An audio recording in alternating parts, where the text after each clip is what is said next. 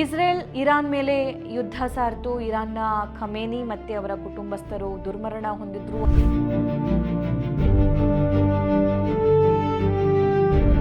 ಈ 5 ದೇಶಗಳಲ್ಲಿ ಜೋರ್ಡಾನ್ ಒಂದಿದೆ, ಬೆಹರೇನ್ ಒಂದಿದೆ, ದುಬೈ UAE ಒಂದಿದೆ, ಸೌದಿ ಅರೇಬಿಯಾ ಒಂದಿದೆ. ಎಲ್ಲ ಕಡೆ ಯಾಕೆ ಮಾಡ್ತು ಅಂದರೆ ಅಲ್ಲೆಲ್ಲ ಅಮೆರಿಕದ ವಾಯುನೆಲೆ ಮತ್ತು ನೌಕಾನೆಲೆ ಮತ್ತು ಮಿಲಿಟರಿ ಬೇಸಸ್ ಇದೆ.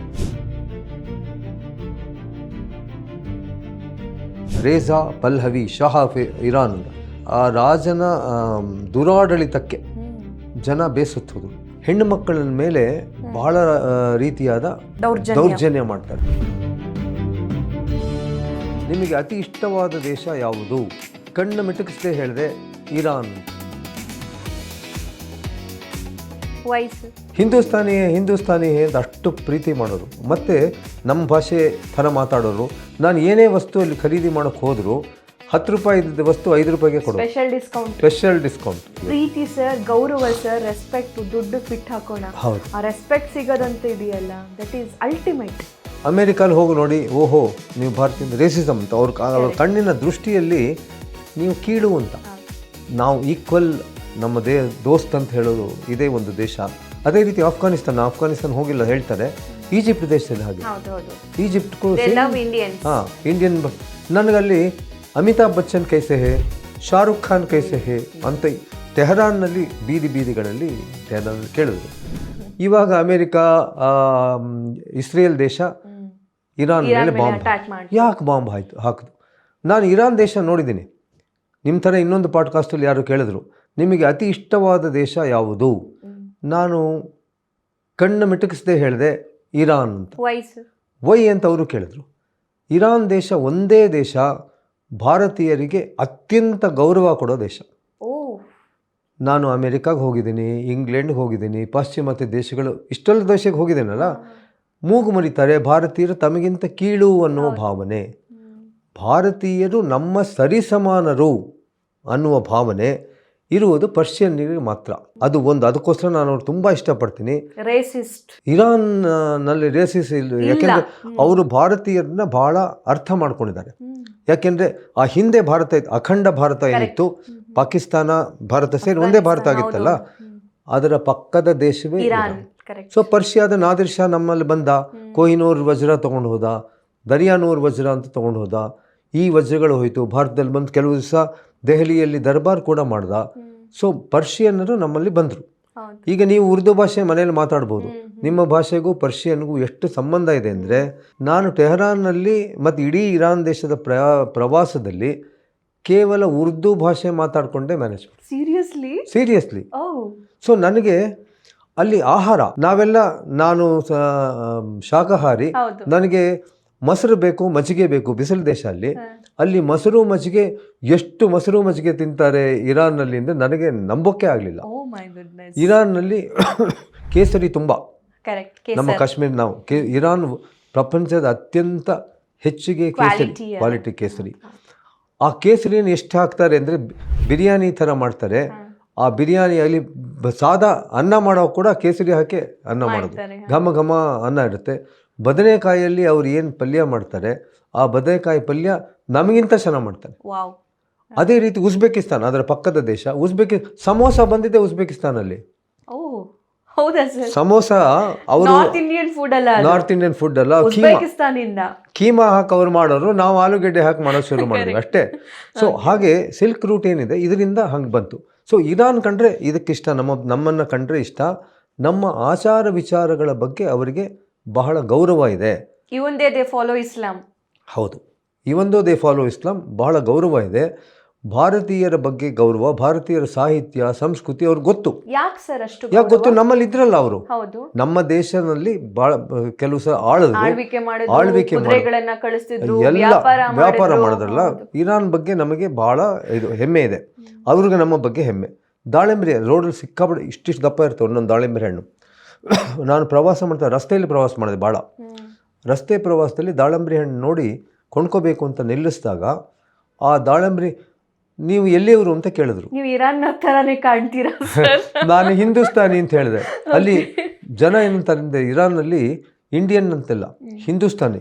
ಹಿಂದೂಸ್ತಾನಿ ಅಂದ ತಕ್ಷಣ ನೋಡಿ ಸರ್, ಆಫ್ ಹಿಂದೂಸ್ತಾನಿ ಹೇ ಅಂತ ಹೇಳಿ ಒಂದು 2-3 ಕಿಲೋ ಒಂದು ಬ್ಯಾಗಲ್ಲಿ ಹಾಕಿ ತೊಗೊಂಡು 1 ಪೈಸಾ ತೊಗೊಳ್ಳಿಲ್ಲ.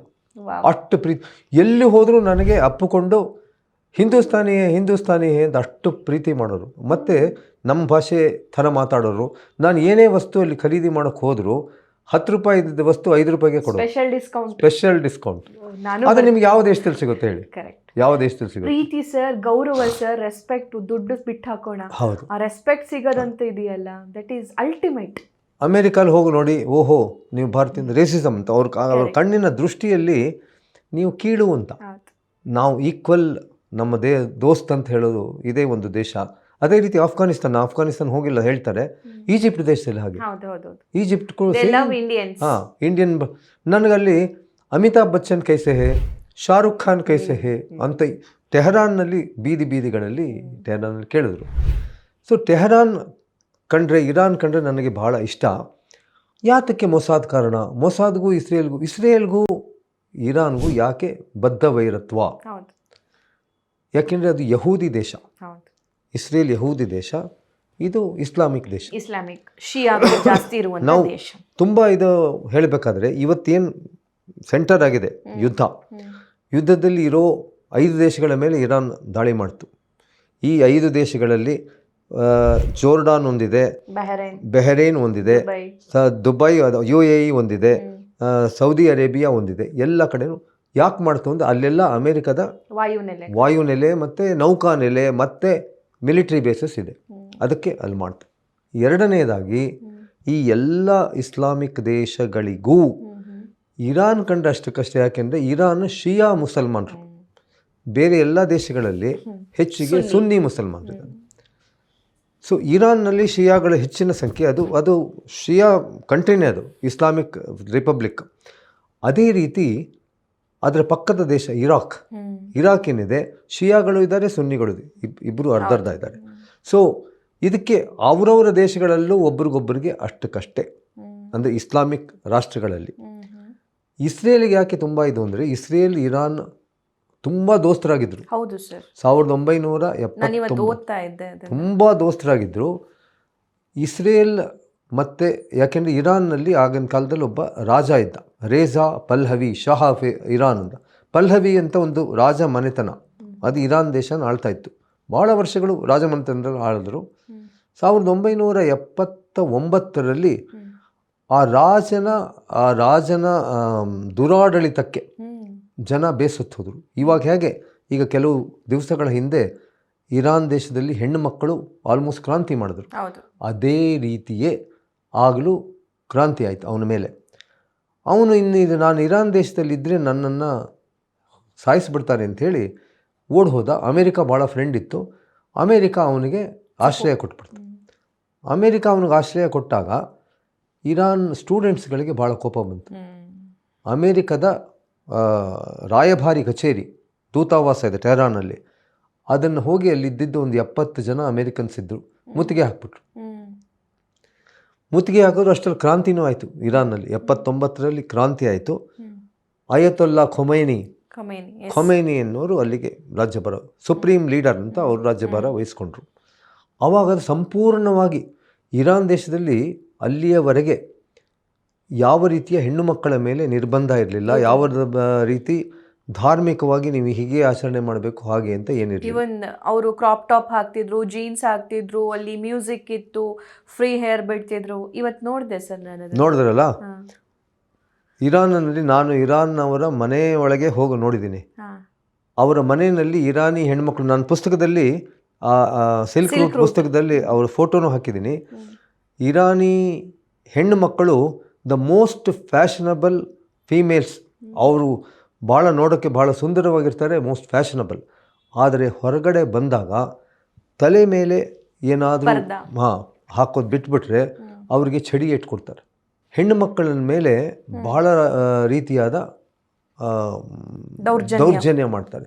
ಹೀಗಾಗಿ ಜನಕ್ಕೂ ಅಲ್ಲಿ ಈ ಒಂದು ಏನು ಸರ್ಕಾರ ಏನು ಬಂತು 1979ರಿಂದ ಬಂತು, ಈಗ ನಿನ್ನೆ ಯಾರು ಹತ್ಯೆಗೀಡಾದರು, ಇಲ್ಲ ಇನ್ನೊಬ್ಬ ಖಾಮೇನಿ ಅವರು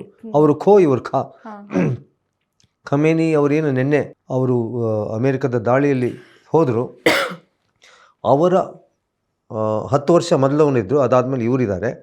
ಇವರ ಕಾಲದಲ್ಲಿ ತುಂಬ ಥರ ಜನಗಳ ಮೇಲೆ ಸಾಕಷ್ಟು ನಿರ್ಬಂಧಗಳು ಜಾಸ್ತಿ ಆಯಿತು. ಆ ನಿರ್ಬಂಧ ಆದಮೇಲೆ ಸಾರ್ವಜನಿಕರಿಗೆ ಅವ್ರ ಮೇಲೆ ತುಂಬ ಕೋಪ ಬಂತು. ಅಮೇರಿಕಾಗೂ ಇವ್ರಿಗೂ ಉತ್ತಮ ಬಾಂಧವ್ಯ ಇತ್ತಲ್ಲ. 79 ಬಂದ ತಕ್ಷಣ ಅಮೇರಿಕಾದ ದೂತಾವಾಸನ ಹೇಳ್ತಿದ್ದೆ 444 ದಿವಸ ಮುತ್ತಿಗೆ ಹಾಕ್ಬಿಟ್ರು. 444 ಡೇಸ್ ಅಂದರೆ 1 ವರ್ಷ ಆದಮೇಲೆ, ಸ್ಟೂಡೆಂಟ್ಸ್ 1 ವರ್ಷ ಆದಮೇಲೆ. ನಾನು ಹೋಗಿ ನೋಡ್ಕೊಂಬಂದಿದ್ದೀನಿ, ಆ ಅಮೇರಿಕಾದ ರಾಯಭಾರಿ ಕಚೇರಿ ನೋಡ್ಕೊಂಬಂದಿದ್ದೀನಿ.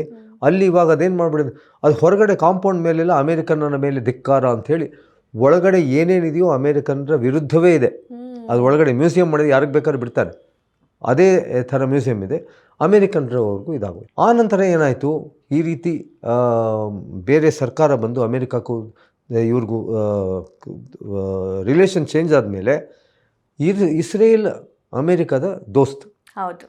ಹಾಗಾಗಿ ಇಸ್ರೇಲ್ ಅಮೇರಿಕಾ ಒಂದಾದರೂ ಇರಾನ್ ಬೇರೆ ಆಗೋದು. ಬಟ್ ಇಸ್ರೇಲ್ ಇರಾನ್ ಕೂಡ ಚೆನ್ನಾಗೇ ಇದ್ವು ಸರ್. ಅದಕ್ಕೆ ಅಮೇರಿಕಾ ಚೆನ್ನಾಗಿದ್ದಾಗ ಅವರು ಚೆನ್ನಾಗಿ. ಓಕೆ. ಮತ್ತೆ ಇಸ್ರೇಲ್ ಇರಾನ್ ಅವರು ಯಾವಾಗ ಕಾನ್ಫ್ಲಿಕ್ಟ್ ಶುರುವಾಯಿತು? ಅವಾಗಲೇ ಬಿಕಾಸ್ ಆಫ್ US. yes ಇಸ್ರೇಲ್ಗೆ ಬಿಗ್ಗೆಸ್ಟ್ ಸಪೋರ್ಟರ್ ಇಸ್ US. ಇನ್ಯಾರೂ ಇಲ್ಲ. ಯಾಕೆಂದರೆ ಇಸ್ರೇಲ್ ಸುತ್ತೂರು 8 ದೇಶ ಇದೆ. ಆ ಎಲ್ಲ ದೇಶಗಳು ಇಸ್ಲಾಮಿಕ್ ದೇಶಗಳು. ಇದು ಒಂದು ಯಹೂದಿ ದೇಶ. ಆ ದೇಶದ ಫಸ್ಟ್ 1948ರಲ್ಲಿ ಇಸ್ರೇಲ್ ಉಗಮವಾದಾಗ ಈ ಎಲ್ಲ ದೇಶಗಳು ಒಟ್ಟಿಗೆ ಮುಗಿಬಿದ್ದಿದ್ದು, ಇಂಡಿಪೆಂಡೆನ್ಸ್ ಆಗಿದ್ದ ದಿವಸನೇ.